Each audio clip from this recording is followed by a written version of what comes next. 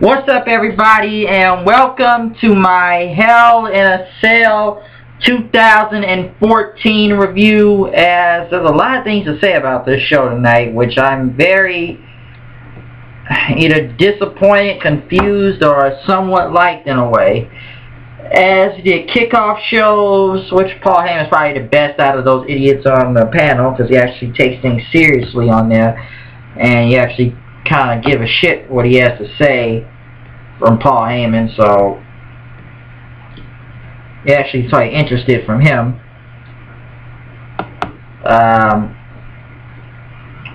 Just checking some things. We have Mark Henry go against Bo Dallas. Mark Henry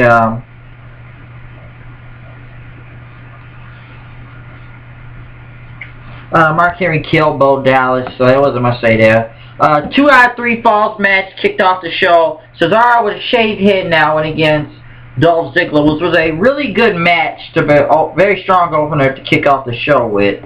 Especially when Cesaro did that move where kind of like you had that ice pick move Matt Hardy does, and Cesaro's just, you're holding him, and Cesaro literally climbs up on the ropes while he's holding him and pretty much does a suplex then, which was a crazy spot. So it was a really good match to begin the show. I didn't think Dolph Ziggler was going to get a clean sweep, though. 2 out of 0. I thought it was going to be like a one thing, and they're going to fight to see who's going to get the last one. But Ziggler had both he had both wins. Very weird choice right there to get both wins in a row to win the match in 2 out of 3 falls. Since Cesaro didn't win any. I don't know what they were doing with Cesaro right there tonight. It was still a great match. I can't take that away. Still a great match. But it was kind of odd how that went. Brie Bella against Nikki Bella, which I'm surprised they gave him that much time to wrestle this match. I still don't give a fuck about whatever bullshit they were doing with the Bella twins. Like, they tried to work hard, but it's so much. And Nikki Bella pretty much, I guess, punched her and hit the rack attack, second one, and won the titles then. Won the match, and now Brie Bella's the assistant. I really don't care about the Bellas, so it's like, okay, Brie Bella's going to be the next servant for the next 30 days or whatever, and Lawler said it's going to be entertaining for some reason, which is kind of a heel move. Goldust and Stardust went against the Usos for the Tag Team Championships. Really good match. We usually see a good match from both these teams, but we've seen so many 6-man tags for the past month now. I'm not saying again repetitive of the moves or nothing, but it's still a great match. But it's so when you do this so many times with all of them, it's like you're just gonna get a great match. You're gonna get a great match out of Usos and Goldust and Stardust, and kind of a good finish in a way. Stardust kicking one of Usos and Goldust hit the final cut to pick up the win. So that was pretty nice. I won't take anything away from that. That was good. John Cena going against Randy Orton in a LSL match. It's the winner will get a #1 contender shot for the title against Brock Lesnar. Which they showed kind of a cool video package first. And when you watch this match and you see Hell in a Cell, you expect Hell in a Cell to be brutal. You expect Hell in a Cell to be bloody. But it's not like that anymore. I think the only way to make Hell in a Cell kind of more barbaric and brutal is that if we just involve weapons like chairs and tables. It was a great match from Cena and Orton, as usual. They put on a good match. I liked how Orton did that RKO in the first one when Cena was trying to do the 5 moves of doom and Orton hit that RKO out of nowhere. That was actually good. Because they didn't really utilize the cell that much. They probably just knock each other here a couple times. But I just didn't care about this match because, like, we see Cena and Orton so many freaking times. And, like, it's like he has to... I thought this was going to be the main event of the show almost. I really believed that, but it wasn't. It's like you see them so many times. It's like, who cares sometimes? And then it kind of turned to a bit of a finisher fest. And this match did go on a long time. And I don't think the crowd was really interested because the crowd was kind of dead in a way. So, yeah. And I thought it would have been better. Well, Cena got the one hitting the FU up top rope and hitting Orton through a table. I thought it would have been interesting if we got to see Orton versus Brock Lesnar, but no! No, we gotta see Brock Lesnar versus John Cena 3. You get the man that's barely on the frickin' show who's your world champion, and John Cena, who's gotta main event it. He's just got to main event the show for some reason. Why? I have no idea. It's just, you're just tired of seeing Orton so many times, and people really chanted very badly for them. And this match went off like over 20-something minutes, so they had a very long time to work with this match. So I can't really take that away from them. It's just so many times you can get out of these guys. Like, how many times we gotta keep doing this match? Like, tell me.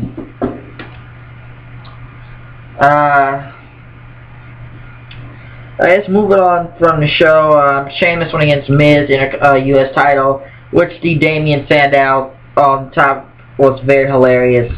Sure, this match wasn't really that. It was alright. Sheamus still won. But getting to the part after Sandow did as much as he could to sell, which was funny, and everybody chanted, Miz, that was awesome. And then when he got in the ring, he did the YMCA thing. It was good, but it just kind of got old. But I thought it was really funny though. I thought, well, he was on a ride. He was on a roll, man.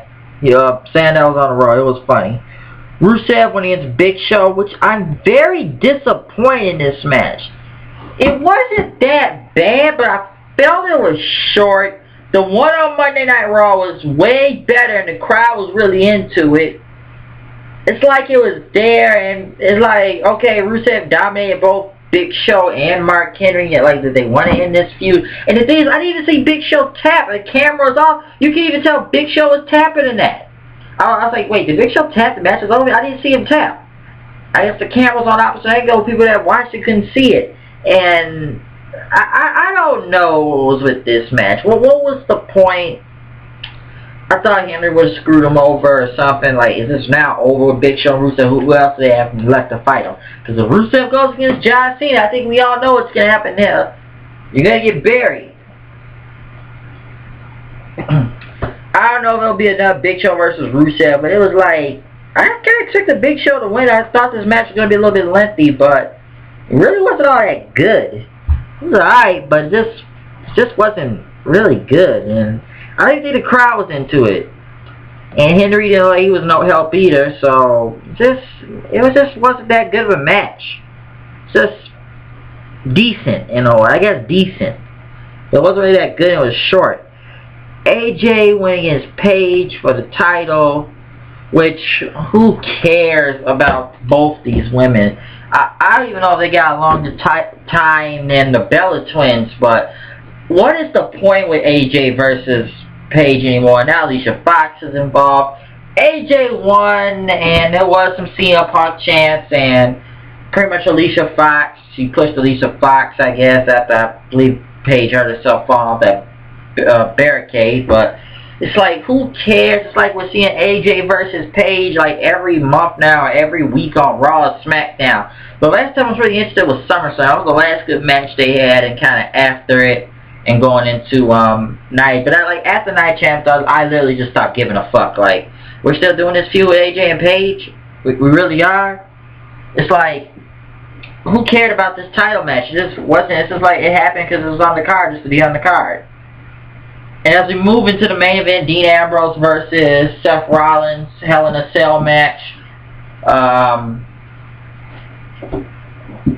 in a Cell match and everything. Ambrose bringing out every weapon. You got the chairs, you got the tables, you got him with a kendo stick like a archery type of thing. He climbs to the top of the cage. We're going to hell! And he climbs up there, and Rollins comes out with Jamie Noble and Joey Mercury, and they have to climb up and get Ambrose, and they couldn't get him. He kept being with kendo sticks. Rollins is up there, and they all kept fighting up there until they tried to climb down, and then both Rollins and Ambrose fell through the tables, both announce tables, which was kind of cool in a way. But I guess when I was listening, I was telling my friends, like, dude, are they trying to do the Mankind Undertaker thing in a way? They both fell through tables. They both tried to get stretchers, and it's almost like Mankind. They both Ambrose got up and fought off. He fought Rollins off the thing, and pretty much he was hitting with chairs. And it was a lot of weapons involved. People went through tables, and Kane got involved out of nowhere with a fire extinguisher spraying Ambrose with. And throughout this entire match, it was really a great match. It was really getting good. It was a really good match.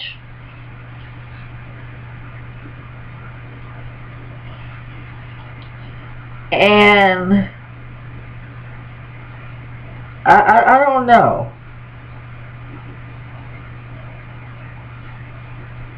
I don't really know about this match in a way. I guess kind of getting towards the end of the match, though. We get towards the end of the match, and I guess Ambrose was really about to get the win over Seth Rollins, but then the lights go out. I was getting Undertaker for a minute, but the lights go out and everything, and I don't know if the crowd cared about this or anything, but the lights go out and all these just weird voices.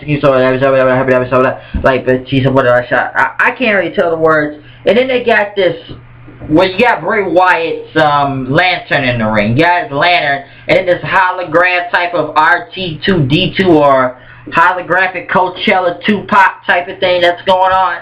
And then Ambrose is looking at it. I'm all like, what the hell is this shit? Now, I think the crowd was interested because this probably would have been one of the best matches Hell in a Cell's had in years, which was actually brutal with Ambrose and Rollins. And then you give us this very bad finish in a way of, what the hell is this? And then Bray Wyatt comes from nowhere. I didn't see Harper or Rowan out there. He attacks.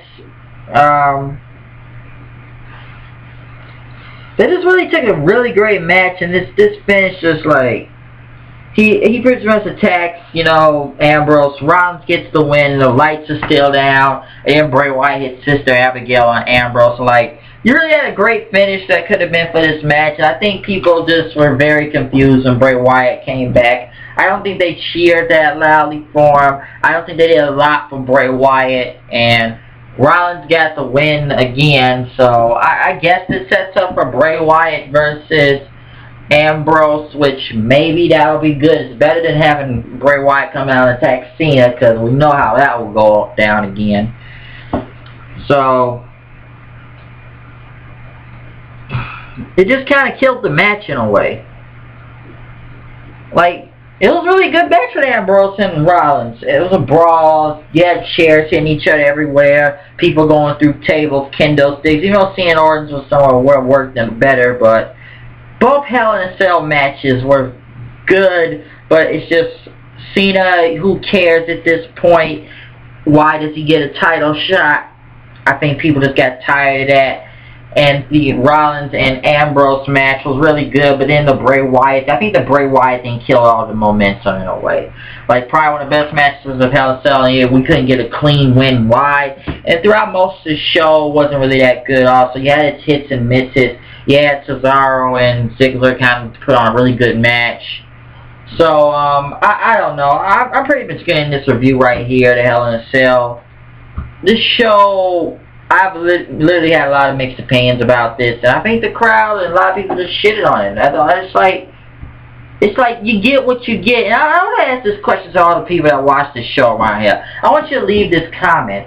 When is the last time you actually saw a really great... Name any type of great Hell in a Cell match you watched the last time that was brutal, that was bloody, that was crazy. I want somebody to name that match for me. Like, literally. Because I can't tell really the last time when a match like that was really that great. But once again, you know, it's me, HWD, coming to news reviews. Know I am, know what I do. There will be live reactions posted, maybe some tonight and maybe some tomorrow. But I'm going to just get the review up right now, and I'll work on those throughout tonight and tomorrow then to get the live reactions up. So, you know what it is. You know how it goes. It's time to ring the bell, and now we are done with this review of the 2014 Hell in a Cell. So I'm out of here. I'll see you guys later. Peace. Keep watching the show, live reactions, everything. That's what I have to say about Hell in a Cell tonight. I don't know what this means for Bray Wyatt and Dean Ambrose of how this feud will go on, but I just don't want to see Cena versus Lesnar 3 again. How many matches does he have to keep doing with John Cena? Like I said before, you had a perfect chance to be different. have Randy Orton go against Wayne. Nope, we gotta put Cena back in for some reason, so that's why.